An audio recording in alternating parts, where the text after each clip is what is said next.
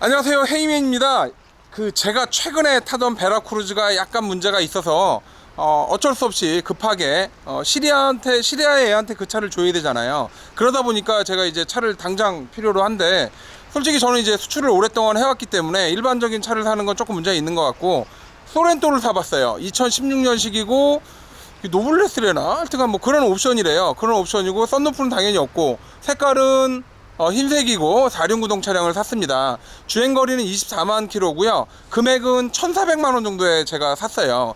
그러면 왜 헤이맨은 이 차를 왜 24만이나 된 소렌토를 왜 1,400을 주고 샀느냐, 설명을 제가 좀 해드릴게요.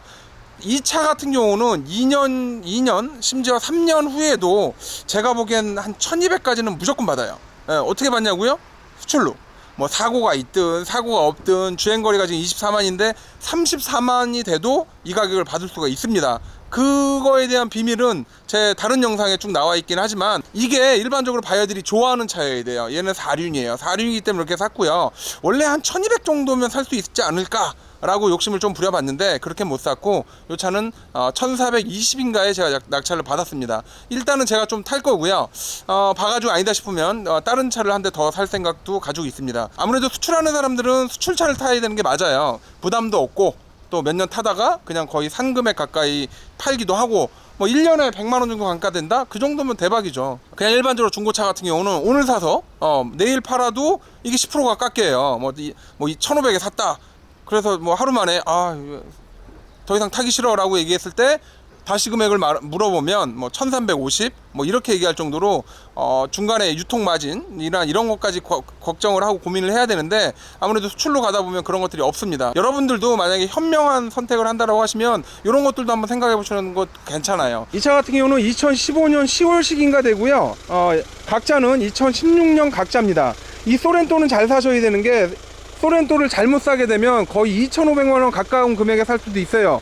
그거에 대해서는 다른 장에서 제가 다룰 거고요. 어쨌든 이 차를 사게 됐고, 차 외관 상태는 굉장히 깨끗합니다. 당연히 렌트카 업체에서 관리를 받던 차였고, 요번에 관련 담당자랑 얘기를 해봤더니 렌트 이력이 있는 차량들은 좀 더 금액을 받아야 된다라는 얘기를 해요. 왜 그 얘기를 하느냐, 그만큼 관리가 훨씬 더 잘 됐다라는 얘기를 합니다. 아무래도 소렌토가 산타페 DM보다 외국 바이어들한테 좀 더 인지도가 있어요. 소렌토가 산타페 DM에 비해서 좀 더 인지도가 있다는 건 그만큼 디자인에 대해서 신경을 많이 썼다는 겁니다. 지금 딱 보시더라도 산타페 DM이 더 나을까요? 아니면 소렌토가 더 나을까요? 아무래도 또 색깔이 하얀색이다 보니까, 이게 아직 광은 안 내놨지만 광까지 낸다라고 하면 이 차는 정말 광이 반짝반짝 날 겁니다. 휠 자체도 크롬휠이고, 휠에 기스가 이렇게 없었다라는 건 거의 장거리 주행 위주로 많이 탔다라는 얘기입니다. 이 앞쪽도 마찬가지예요. 앞쪽 휠을 이렇게 보게 되더라도 휠 앞에 기스가 안 났다라는 건 일반적인 시내 운행보다는 장거리 주행을 굉장히 많이 했다라는 얘기죠. 2016년식의 주행거리가 24만이면 정말 많이 운행을 한 거고요. 실제로 우리가 장거리 주행을 많이 했냐 안 했냐를 어떤 걸로 보냐면, 운전석 그 엉덩이 부분이 이렇게 약간 터 있잖아요. 많이 타고 내렸다라는 걸 약간 증명하는 길이기도 하죠. 이 노블레스 모델을 봤더니 얘가 무슨 특이점이 있냐면, 뒤에 후방 감지기도 있을 뿐더러 앞에 전방 감지기도 있더라고요. 그게 약간 노블레스 모델이고, 어라운드 뷰가 없어서 조금 아쉽긴 한데, 어라운드 뷰가 들어가게 되면 주행거리가 많더라도 이 금액에 살 수가 없습니다. 그리고 처음에 말씀드렸던 것처럼 4륜 구동이 굉장히 중요해요. 왜냐면 이 후진국들에 가게 되면 워낙 도로가 개판이다 보니까 4륜을 엄청나게 선호를 하죠. 제가 동영상을 찍고 있는 이 상황에서도 엔진 소리를 들어보면 엔진의 잡소리가 거의 없어요. 약간 그 겉펠트 쪽에서 잡소리가 나긴 하는데, 이 정도 잡소리는 그냥 타셔도 전혀 지장이 없는 상태입니다. 그렇다고 여러분들한테 이 올류 소렌토 주행거리 많은 걸 사서 타고 다녀라, 이건 아니에요. 이건 아니고, 여러분들이 올류 소렌토를 타신다라고 하면 주행거리가 조금 많거나 사고가 많이 났다라고 해도 전혀 걱정하지 마시고 부담 갖지 마시라는 거예요. 단 4륜 모델이어야 하고요. 둘째로는 뭐 그냥 일반적인 디자인이면 좋고요. 썬루프가 있으면 거의 대박. 썬루프는 아직도 외국에서 굉장히 좋아하는 차량 중에 한 대입니다. 제가 올류 소렌토 리뷰는 좀 안 했던 것 같은데, 이 올류 소렌토 같은 경우는 아직 상품화 전입니다. 이런 부분을 좀 깨끗하게 클리닝을 해줘야 딱 봤을 때 차 좋다 이런 느낌이 좀 들 거고요. 이런 부분도 이제 한 5만원 정도면 수리가 되거든요. 5만원 정도 주고 수리를 하고, 그리고 이제 실내 클리닝 정도 하면 깨끗해져요. 옵션이 노블레스임에도 불구하고 이렇게 멍 버튼이 있다라는 건 노블레스 스페셜이 있을 겁니다. 그게 있어야 여기가 채워질 거고요. 전반적으로 주행거리 24만임에도 불구하고 핸들에 이 가죽이 생각보다 많이 이렇게 안해졌어요. 일반적으로 주행거리 24만 정도 되면 핸들이 거의 여기가 너덜너덜합니다. 특히 이제 로션 같은 거 많이 바르고 다니시는 분들이 운전을 하게 되면 그 경우가 좀 더 심해지죠. 지금 이런 자국들은 다 스티커 자국이라서 전부 다 세정제로 세정이 전부 다 가능하고요. 이 차 같은 경우는 블랙박스도 이렇게 달려져 있는 상황이고, 아무래도 이제 렌트 이력이 있는 거고 장기 렌트로 사용됐을 확률이 굉장히 높습니다. 옵션은 여러 가지 옵션이 있는데, 이 정도 옵션이면 제가 보기엔 뭐 타시는데 전혀 지장이 없을 거예요. 통풍 시트도 있고 뭐 열선 시트도 있고 핸들 열선까지 가지고 있으니까 뭐 타고 다니시는 데는 전혀 문제도 없고요. 또 이제 주차 보조 시스템이나 이런 건 없네요. 없고, 요거 이제 뒤에 주차할 때 소리 안 나는 거 오토 홀드 기능이 있고, 드라이브 모드를 선택할 수 있고요. 요거는 이제 오토 스탑 기능이 있고 사륜을 넣을 수 있는 버튼 정도가 들어가 있고요. 미션도 괜찮고요. 엔진도 괜찮아요. 주행거리에 비해서 이 정도면 굉장히 괜찮은 상태입니다.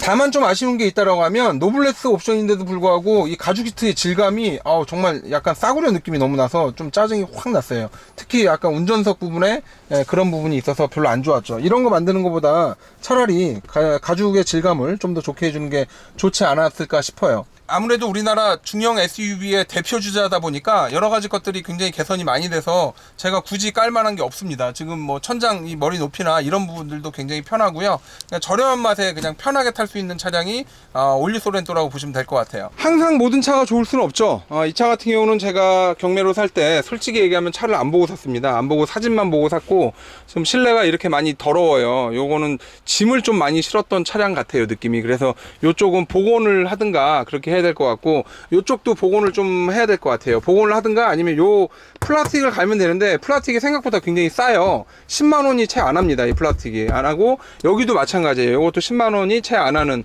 한 8만원 아마 그 정도 하는 걸로 알고 있어요. 그랜드 스타렉스가 10만원 조금 더 넘더라고요. 만약에 저거 하시면 여기를 이제 교체해서 가시면 되는 거고, 이런 부분도 교체해서 가셔도 되고, 복원이라고 해서 이 위에다가 이 똑같은 색상의 스프레이를 뿌리는 방법도 있습니다. 의자가 약간 지저분하긴 한데 저런 거는 그냥 걸레로 닦아내도 깨끗해지고요. 천장 같은 데 상태를 보면 이 정도 연식에 이 정도 주행거리임에도 불구하고 천장에 지저분한 부분이 한 군데도 없네요. 트렁크가 좀 더 깨끗했으면 기분이 좋았을 텐데 이런 부분이 안 깨끗해요. 근데 경매로 사게 되면 이런 건 감안해서 사셔야 돼요.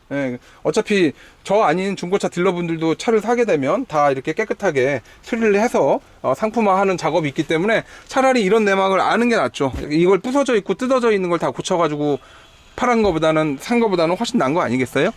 참고로 이 차는 사고 이력이 조금 있습니다. 뭐 본네트가 교환됐다거나, 조수석 휀다가 교환됐다거나, 조수석 문짝 정도 교환됐다거나, 이런 교환의 흔적이 있고요. 하지만 이렇게 교환됐다라고 해도 보시는 것처럼 인사이드 판넬이라고 그래요. 이쪽 그 지지대나 뼈대가 되는 부분들이 다치지 않았고, 앞에 요 샤시 부분도 전혀 다치지 않았기 때문에 이 차가 가지고 있는 강성은 그대로 살아있다고 보시면 돼요. 타시면서 뭐 이것 때문에 문제가 되는 경우는 없을 것 같고요. 엔진 상태 역시도 제가 아까 시동을 건 상태에서 이쪽에 나방가스나 아니면 여기 오일 게이지를 뽑아서 전부 다 엔진 상태를 체크를 했습니다. 주행거리에 비해서 상당히 괜찮은 엔진 상태를 보여주고 있고요. 다만 이제 이쪽 겉벨트 쪽에서 약간 그 소음이 나는 느낌이 좀 있는데, 요거는 타다가 좀 더 얘가 아프다는 신호를 보내면 그때 교환해도 전혀 상관없을 것 같아요. 그래서 헤이맨은 이제 이 차를 좀 타고 다닐 것 같고요.